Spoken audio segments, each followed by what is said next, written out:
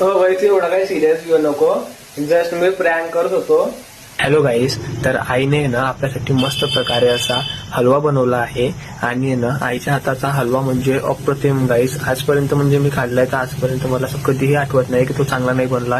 इतका चविष्ट असा आई गाजरचा हलवा बनवते ना. सो आपण ना या व्हिडिओमध्ये हलवा घेऊ, प्लेटमध्ये खाऊ थोडा, आणि त्यानंतर आईला सांगू आई छान नाही बनलेला आहे यावेळेस. तर आईची रिॲक्शन कशा प्रकारे असते सो बघूयात. मम्मी गाजरचा हलवा दे ना. पूर्ण घेऊन घेऊ मी. सो मस्त गाईज आपण हलवा हा एका बाउल मध्ये काढून घेतलेला आहे. बघूयात गाईज कसा झालेला आहे हलवा. तर मस्त असा चम्मच भरून घेऊ फुल.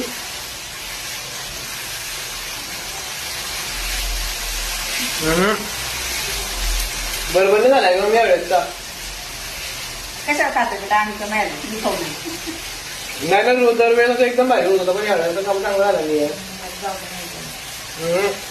वेगळा लागतोय व्हिडिओ बंद केला चांगला लागेल का? नाही ना, खरंच सांगतोय व्हिडिओने काही पण खरंच असा वेगळा लागतोय. का बा? नाही, गाईचं दूध पण चांगला लागतो. काय सांगू आता, खूपच वेगळा लागतोय तो. स्वतः करेल तेव्हा समजेल की कसा बनवला पाहिजे तो.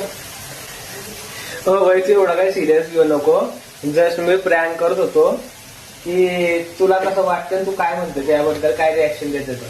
एवढं काही सिरियस घेऊ नको. काय रिॲक्शन देणारे फुटतात भेटले माणसाला तसंच लागतं. कष्ट करावं लागतं तेव्हा समजतं. उलटा पडला भाई प्रँक. नाही, खूप चांगला झालेला आहे गाजरचा हलवा. दरवेळेस चांगलं होतं. जस्ट मी याच वेळेस असा विषय होता की बघू म्हटलं काय म्हणते तर आई. तुझं मन चांगलं असेल चांगलं लागेल तुला. अरे बाबा, मन चांगलं ते तोंड उचलून गेलं. खूप मस्त झालाय हलवा. दरवेळेस पेक्षा यावेळेस चांगला लागलेला हलवा.